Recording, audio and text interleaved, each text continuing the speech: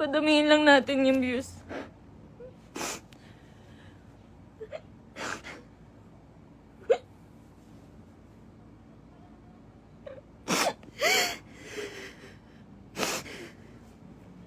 Magsasalita na po ako. Magsasalita na po ako. Padamihin lang po natin yung views.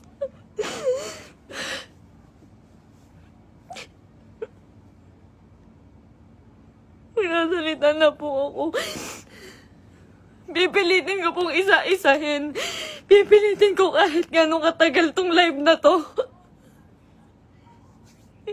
Iisa-isahin ko po ang panggagago sa akin ni Merc.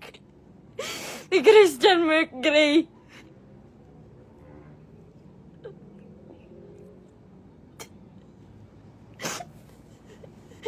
Ginago po ako ng taong yon. Ginamit po ako ni Christian Merc Gray. Lahat po ng nangyayari sa lahat ng video namin, mula umpisa hanggang ngayon, scripted.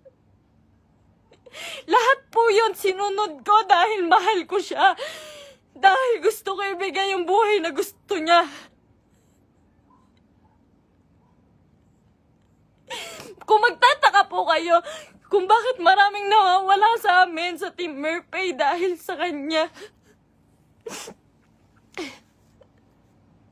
Dahil po sa ugali ni Merc.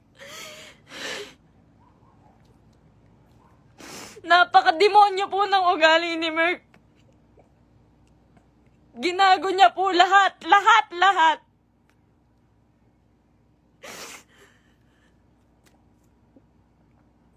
Ito po. Ito na. Umpisa ko na po.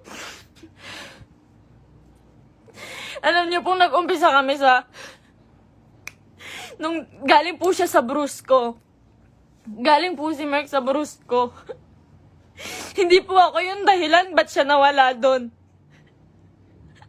Ayaw niya pong mabawasan yung perang kikitain niya dahil po alam niyang malaki. Siya po ang pinakamalaking may kita sa Brusco.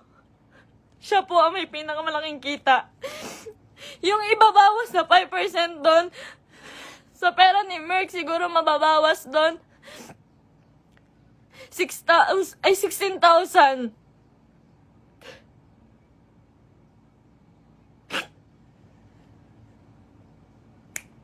Lahat po ng kaibigan niya, ginamit niya. Hindi ko na po kasi kaya eh.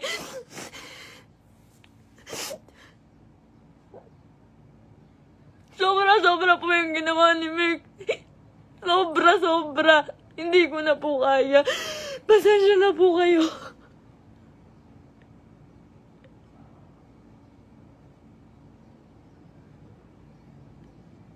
Napakawalang iyang tao niyan ni Merc.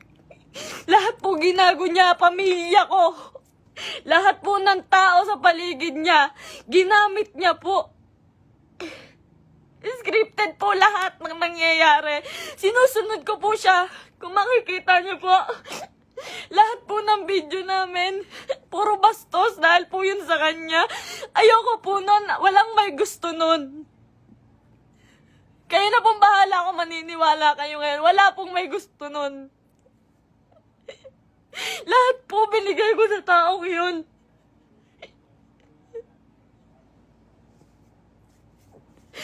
Lahat po ng panggagamit sa katawan ko, lahat po ng pagpapakita ng kung ano sa katawan ko, siya po ang may gusto nun. Nagagalit po siya pag aayaw ako. Ang sasabihin niya, para sa atin to. Para sa atin to. Pero hindi ko naramdaman dahil po, napakalaki po ng kinikita ni Merc. Wala po siyang binibigay sa akin. Kung sasabihin niyo po na pera lang ang habol ko sa kanya. Kung makikita niyo po yung bahay namin, hindi niya po napagawa yun. Hindi niya po pinagawa yung bahay namin. Uunahin niya pa po yung iba. Sa laki ng kinikita ni Merc, sa milyon ang kinikita niya sa isang buwan. 5,000 lang po ang binibigay sa akin yan, pati kay mama. Sa magulang ko po, 5,000 lang po, isusumbat niya pa.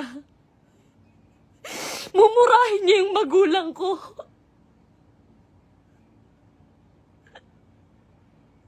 Sasabihin niya, manang-mana ka sa magulang mo. Ang bobobo niyo. Lahat kayo plastic. Ginaganon niya po yung magulang ko, hindi ko na po kaya. Ngayon po, nawawala po si Merk ngayon. Lahat po ng nangyari, scripted po. Scripted. Tinatago po ako ni Merk. Tinatago niya po ako. Hindi niya po ako pinapalabas. Ayoko na talaga. Ayoko na po talaga. Ayoko na po. Ang ginagawa niya lang po.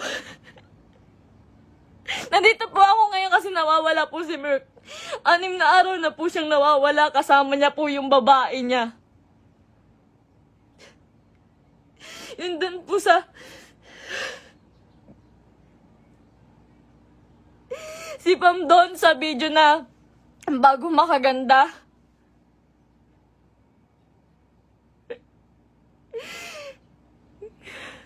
Huwag niya po sisihin yung kambal doon, si Chen Chen tsaka si Tantan. Yung Sinteno twins po, huwag niyo po silang sisihin doon. Dahil utos po ni Merk lahat yun. Ako po, hindi ko na po kaya si Merk. Demonyo na po yung utak niya. Sobrang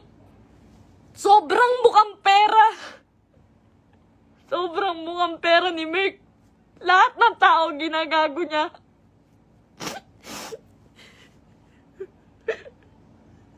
Sinisira niya po yung nanay ko po. Yung nanay ko na nasisira na din po sa inyo. Yung sasabihan po yung nanay ko na mamatay ka na, siya po may utos nun. Ginagawa niya pong robot yung pamilya ko dahil sa akin na lang po tumitingin yung pamilya ko. Ba't nila sinusunod si Merk? Kada pupunta po sila sa bahay, may pagkain na sila, maghihintay kami ng script niya. Magagalit pa po yan pag nagkakamali ako. Pag may mali po ako nasasabi, pag kailangan ulitin ng video, magagalit pa po yun. Lahat po ng video namin, scripted. Dahil po sa kanya.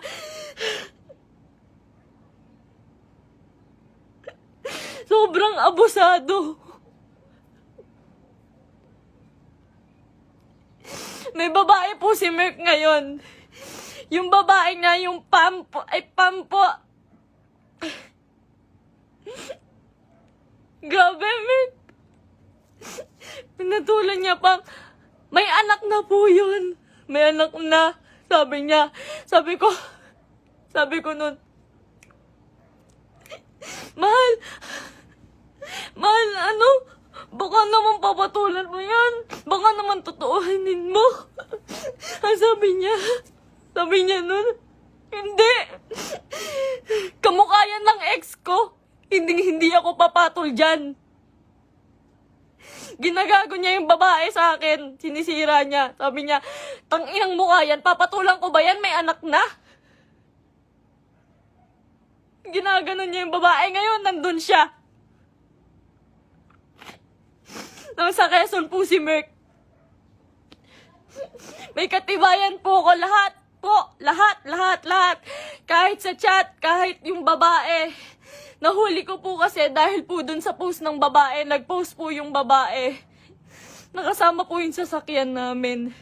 Tapos yung cellphone ko po, nagla-login po yun sa Quezon.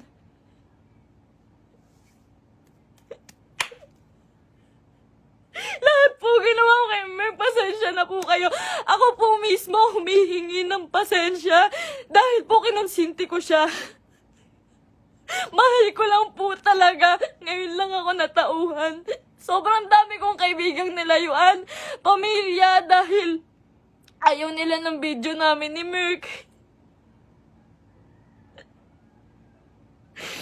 Sobrang dami ko pong nilayuan. Wala po akong kaibigan ngayon. Wala po akong kahit sino ngayon. Dahil kay Merk, dahil iniingatan ko po siya.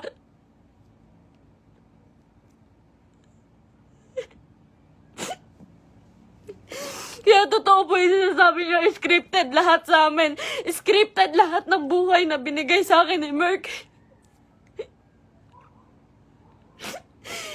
Lahat po ng pera niya sa kanya lang po. Sa laki po ng pera niya, nagkakautang pa po siya. Sobrang sama, sobrang samang tao. Ultimo shampoo namin, sabon namin, ako pa bumibili. Grabe po pambabastos sa akin ni Merk. Hindi niya po ako nirespeto.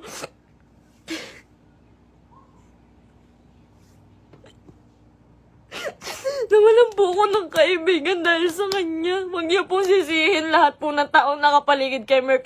Dahil po lahat yun inuutusan niya. Sobrang bossy. Hindi niya naman po pinapalamon.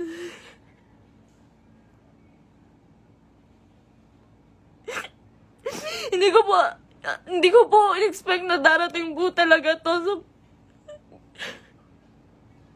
ilang beses na rin po ako niloko ni Merk about sa babae. Nung una, pumatol siya sa kaibigan ko. Pangalawa, pumatol siya sa pan. Pasensya na po kayo. Kasi alam ko po, scripted po yun eh. Pasensya na po kayo. Ako na po humihingi ng pasensya sa inyo. Ginawa ko lang po yun kasi sobra po akong nagmahal. Bago po namin makuha si Asurada, ang inuulam po namin araw-araw, itlog at tuyo araw-araw para makuha niya lang yung sasakyan niya. Lahat po ng meron siya ngayon, sa kanya po nakapangalan. Pati yung bangko po, sa kanya po.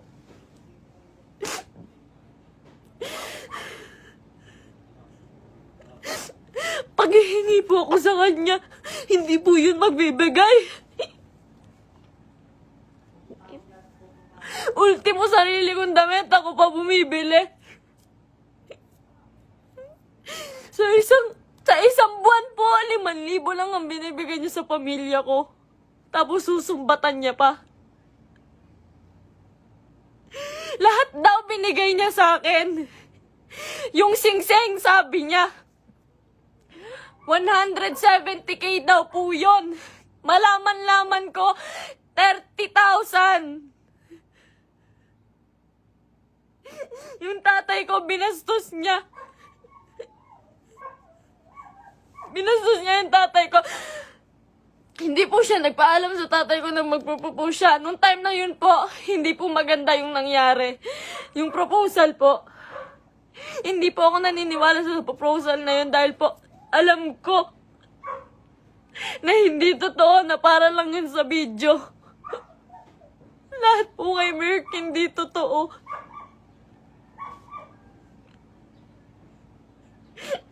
Yung buhay niya, yung pagkatao niya, yung buhay na binigay niya sa akin, hindi po yun totoo.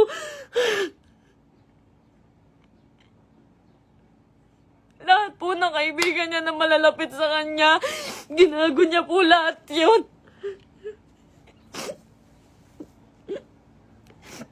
May nakakita po sa kanila dito sa Naik.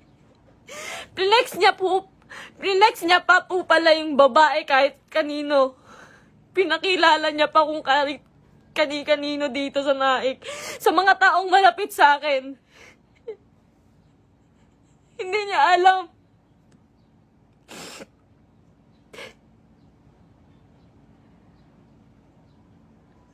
Grabe po yung ginawa sa akin.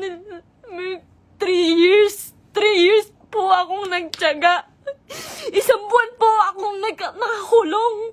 Isang buwan po akong nakakulong sa kwarto. Kinukulong niya po ako kasi bawal daw po ako makita ng kahit sino kapitbahay. Nandito lang po ako pag uuwi po ako sa Antipolo. Madaling araw niya po ako iuuwi doon para walang makakita sa akin.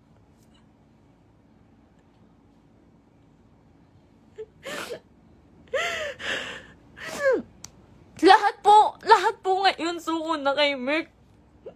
Nung isang araw po nasa ospital ako kasi nagtake po ako ng anxiety. Sobrang depressed na po. Sobrang depressed na po. Hindi niya alam yun. Hindi niya alam na naghahanap ako sa kanya. Kahit saan naghanap po ako. Naghahanap ko siya eh. Kasi mahal ko po siya eh.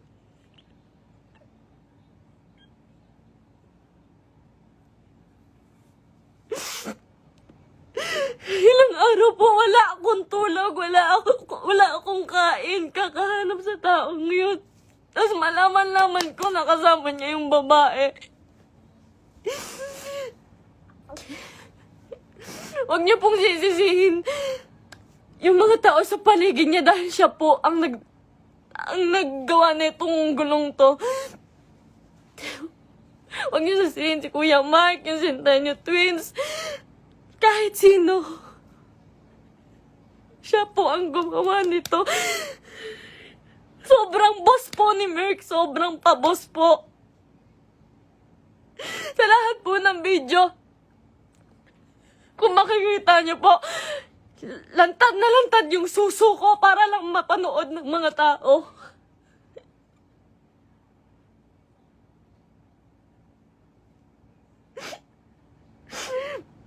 Para lang panoorin niyo, para lang magkapera siya. Lahat po ng taong nawala po sa amin, hindi ko po masisisi. Eterners TV, Brusco, Arnold, Tatay Onin. Marami pa pong nawala sa aming mga kaibigan dahil po sa kanya. Dahil hindi po nila kaya. Hindi po nila kinakaya si Merk. Nagmahal lang po ako. Pasensya na po. Pag mag-short film po kami, magkamali lang po ako ng unti. Nangina naman mahal, galingan mo naman. Pati po pagkapahulog ko po sa hagdan, hindi po yun totoo. Ang sakit po ng katawan ko nun pagtapos. Ginawa ko yun sa kanya nung nagpakahulog ako sa hagdan.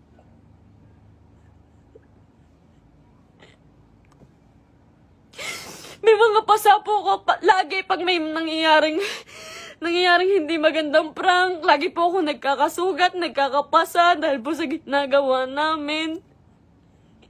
Hindi po ako nanghingi ng kahit piso kay Merk. Hindi po ako nanghingi ng kahit piso kay Merk. Hindi po. Lahat po ng account siya po may hawak. Kinukontrol niya po lahat. Hindi niya po mapagawa yung bahay ko. Sabi niya po sa CR namin, mahal, hindi ako magsi-CR dyan. Hindi po siya nag-CR sa CR namin sa bahay.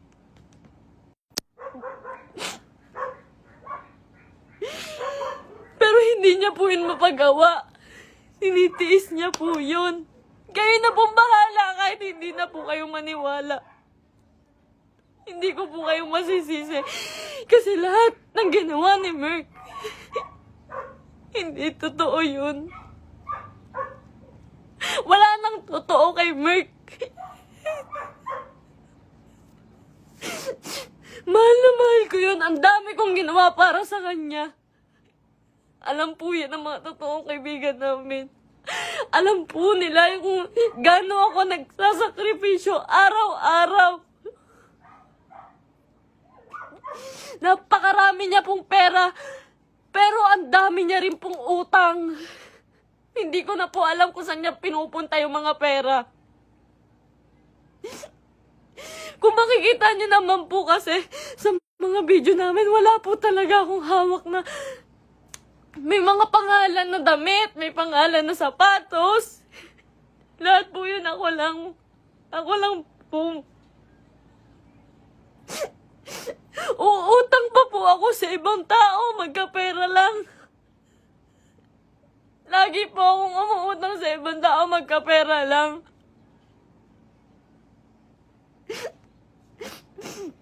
Ayun po, hindi ko na po kaya. Hindi ko na rin po talaga kinaya. Wala pa po akong tulog kain. Na-hospital pa po ako.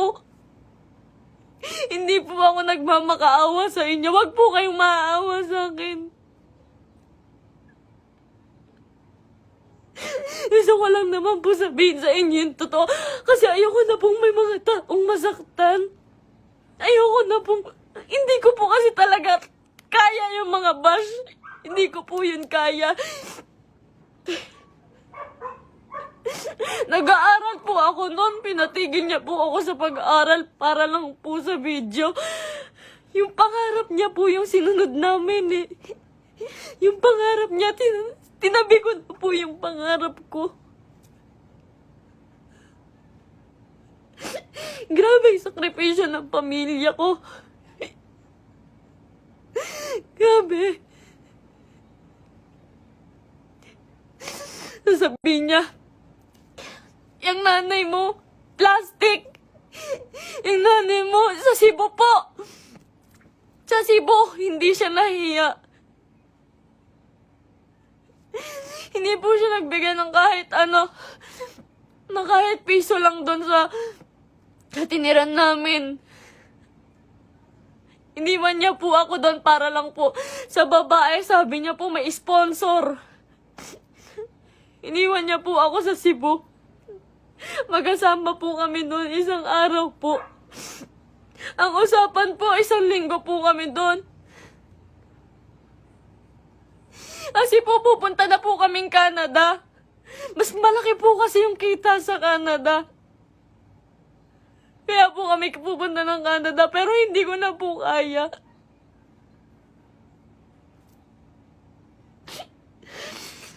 Ganto, ngayon, fiancé niya pa lang po ako, pero grabe na po yung ginagawa niya sa akin.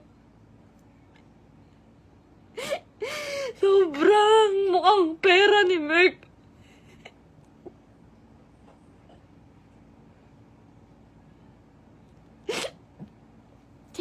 Magalit na po kayo sa akin, pero ginawa ko lang po yun kasi mahal ko po yung tao. Pasensya na po.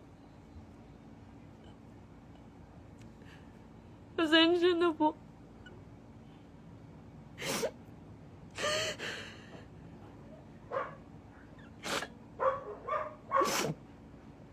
Ngayon po, wala pa rin po si Merk. 6 na araw na po siyang nawawala. Pinabayaan niya po ako mag-isa nang walang pera. Wala po akong hawak na pera. Pinabayaan niya po ako. Iniwan niya po ako. Ang dami ko na pong utang ngayon kasi po wala akong hawak na pera. Tapos hahanapin ko siya.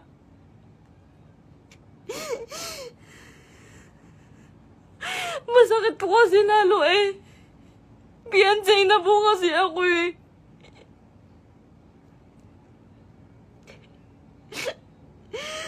Sobrang pasensya na po sa inyong lahat. Sobrang pasensya na po. Mahal ko lang po yung tao. Pero ngayon po suko na po ako. Pagod na po ako. Pagod na ako.